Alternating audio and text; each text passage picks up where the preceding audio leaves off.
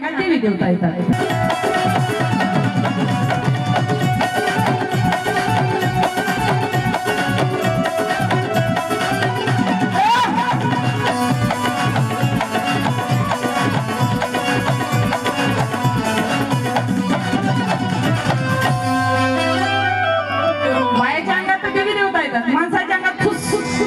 म्हणजे कोण आहे का म्हणजे मला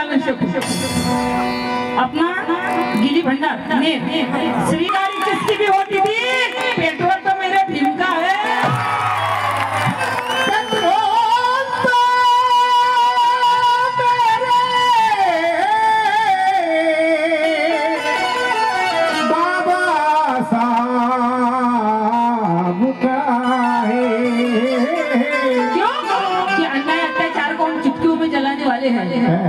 और मस्ती वालों की मस्ती हम खाक में मिलाने वाले घर खोल गई है भीम के बंदे तो जमी को हिलाने वाले हैं। अरे मालूम ना हो तो मनुवादियों को बताओ भीमा कोरे गांव का इतिहास, क्योंकि हम खानदानी तलवार चलाने वाले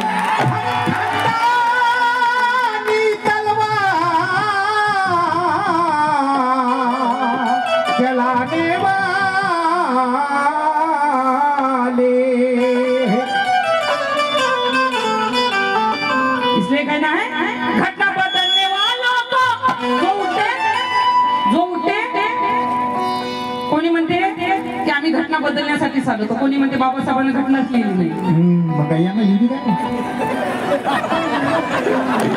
म्हणणार, कोणी म्हणते काही तर कोणी म्हणते काही। माझं काय म्हणणं आहे, कारण आमचा हा धम्म विज्ञानवादी धम्म आहे, आम्ही अंधश्रद्धेवाले नाही, आमचा हा विज्ञानवादी धम्म आहे, जे खरं आहे ते बोलल्याशिवाय राहू नये। कारण आमचं कसं आहे, आमच्या वर्षी दिवस येतात काय येतात माहिती का, एका भावानं जर माय उभी केली तर दुसरा भाऊ म्हणते मी माय बायको उभी करतो, मैं तो नहीं खाऊंगा बेटा लेकिन तुझी मी नाही खाणे। आपल्या गावात कसं आहे, शहरातलं वेगळं असते, शहरात सगळ्याच्या घरी संडास असते, आता खेड्यात झाली, पहिले नव्हते, आता खेड्यात संडास झाली तरी बुड्या बड्याने घरी संडास होत नाही, अजिबात नाही। हा संडास होत नाही, विचारा ना बुडी वाडी डब्बे घेऊन जातात जाते ना गावाच्या खालीतच जाते, उचलला डब्बा का खाली, उचलला डब्बा का खाली, कारण काय आहे तिथे गवताच्या काड्या 2-3 रुपयाशिवाय हे उतरत नाही ना। 2 माणसं संडासला जातात, आपली कंडिशन कशी आहे, मी दुसऱ्याला कोणाला म्हणत नाही, मी आपल्यालाच म्हणतो आपली कंडिशन कशी आहे, हमने समझाया प्यार से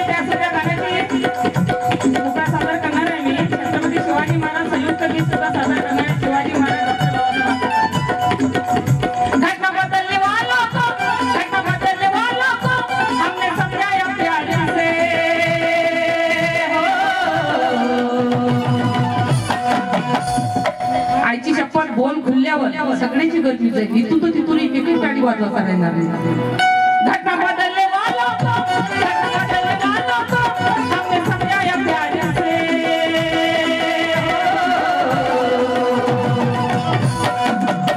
घर छेड़ोगे संविधान को, घर छेड़ोगे संविधान को, घर छेड़ोगे संविधान को, घर छेड़ोगे संविधान को, काट डालेंगे तलवार, काट डालेंगे तलवार से, काट डालेंगे तलवार से,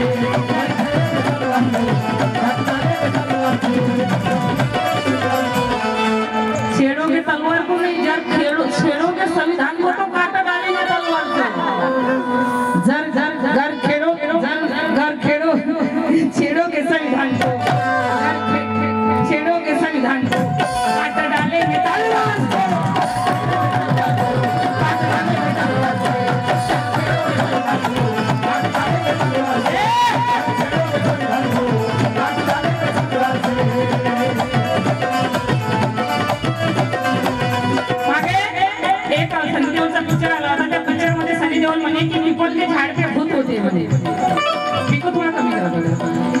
झाड पे भूत होते म्हणे. तुम्ही सांगा, ज्या झाडाखाली भगवान बुद्धाला ज्ञानाची प्राप्ती झाली तिथं भूत असू शकते का? तुम्हाला काय वाटते? असू शकते भूत? नाही ना. म्हणून म्हणायचं आहे की काम मजूर का नाम सेठ का होता है, नजारा समंदर का नाम इंडिया गेट का होता है. नजारा समंदर का नाम इंडिया गेट का होता है. जो पीपल के ऊपर भूत है बोलेगा राहुल, वही साला भूतनी के पेट का होता है.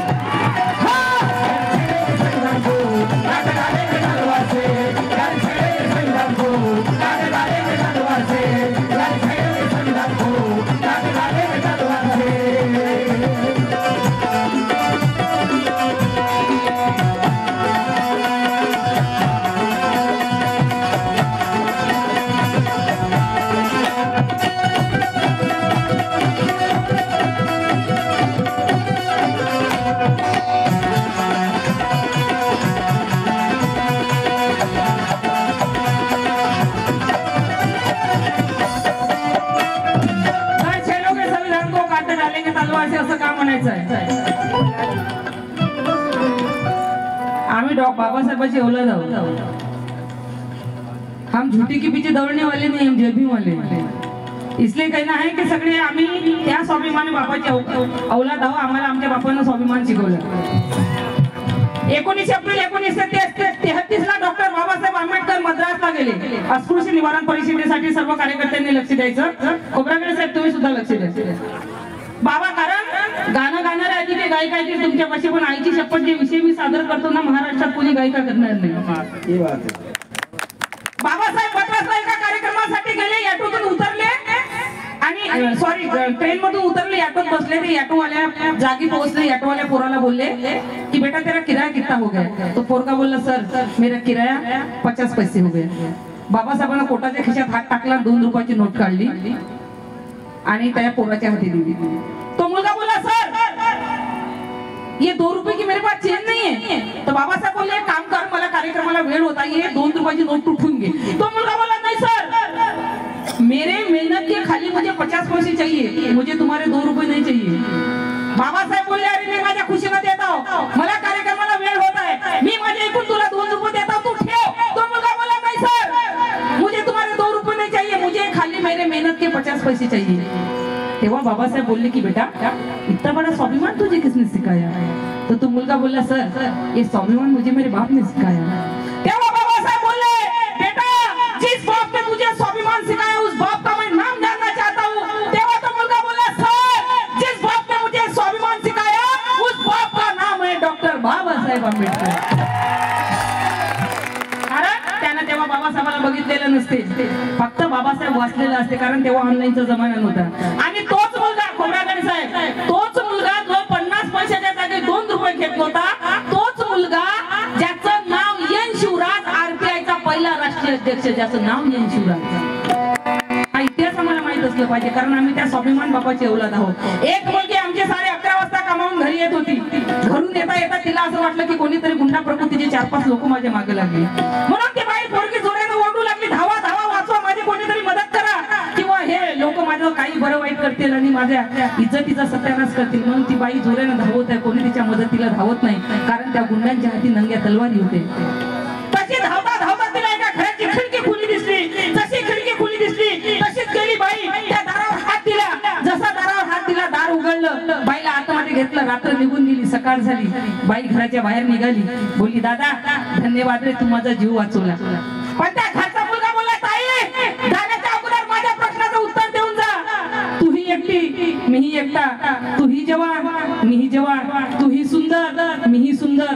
त्याच्या जाग्यावर जर मीच तुझ्यावर बलात्कार केला असता तर कोणी विश्वासानं माझ्या घरात आली? तेव्हा ते मुलगी बोलली अरे नाही रे दादा मी अशी तुझ्या घरी आली नाही. अरे धावता धावता मला वाटलं माझं जीवन समाप्त झालं. जेव्हा तुझ्या खिडकीतून मी वाकून बघितलं त्या विश्वासानं मी तुझ्या घरी आली. तेव्हा तो मुलगा बोलला की तू खिडकीतून असं काय बघितलं? खिडकी खुली दिसली माझ्या घरात घुसली रात्री 12 वाजता. काय बघितलं तू खिडकीतून? तेव्हा ती मुलगी बोलली अरे दादा धावता धावता मला वाटलं माझं जीवन समाप्त झालं, आता माझं काही खरं नाही. जेव्हा तुझ्या खिडकीतून मी वाकून बघितलं तुझ्या खिडकीवर मला डॉक्टर बाबासाहेब आंबेडकरांचा फोटो दिसला. ज्या घराच्या भिंतीवर बाबासाहेबांचा फोटो असेल ते घर कधी कोणाची इज्जत घेणार घेणार नाही रे दादा, ते कधी कोणाची इज्जत घेणार नाही. तेव्हा तो मुलगा बोलला, अगं ताई, बाबासाहेबाचा फोटो माझ्या भिंतीवर दिसला आणि तू माझ्या घरात घुसली. काय बघितलं तू बाबासाहेबांमध्ये? काय वाचला तू बाबासाहेब? काय समजले तू बाबासाहेब? तेव्हा ती मुलगी बोलली, अरे दादा नाही रे, धर्म आणि संस्कृतीनं बाईला रात्रीपुरतं आणि भाकरीपुरतं वापरलं.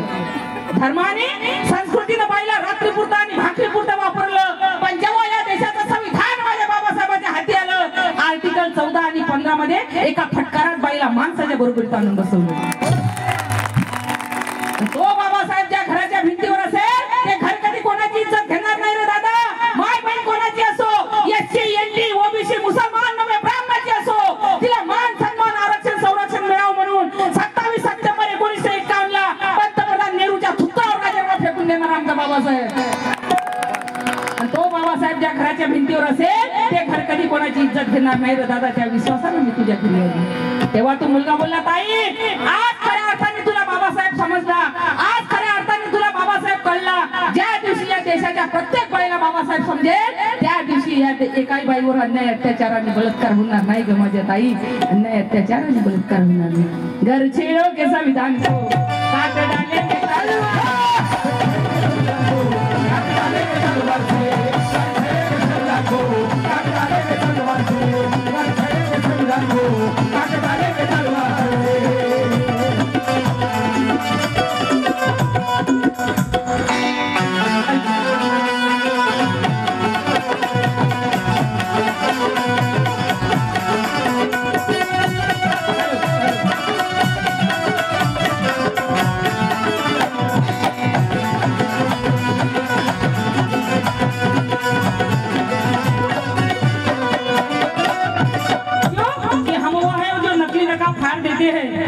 क्या उगल रहा है दुश्मन के दिल में वो ताड़ लेते हैं. हम वो है जो नकली नकाब फाड़ देते हैं. क्या उगल रहा है दुश्मन के दिल में वो ताड़ देते हैं. और उलझते भीम नाम से जो प्रथमा, माँ कसम है जय भीम वाले उसे जिंदा बिगाड़ देते हैं.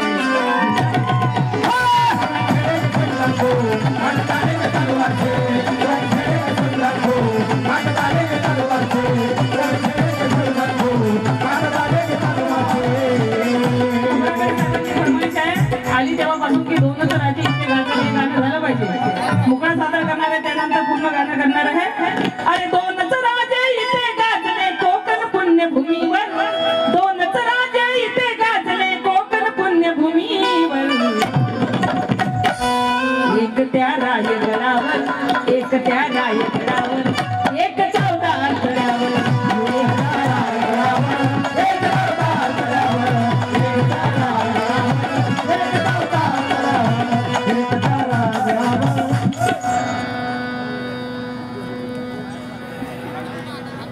माननीय श्री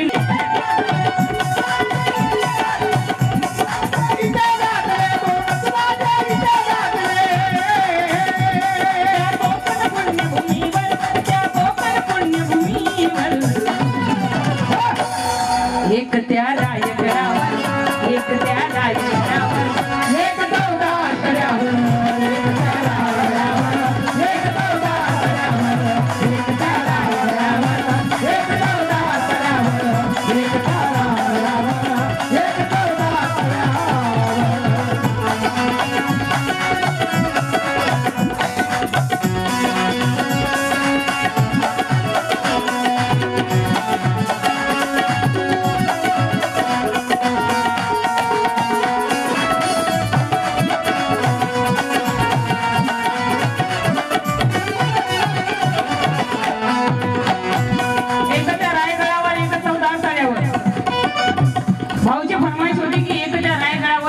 14 तळ्यावर.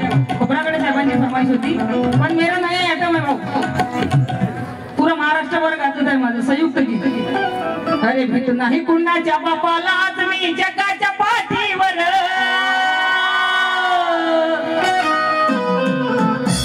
अरे भीत नाही कुणाच्या बापाला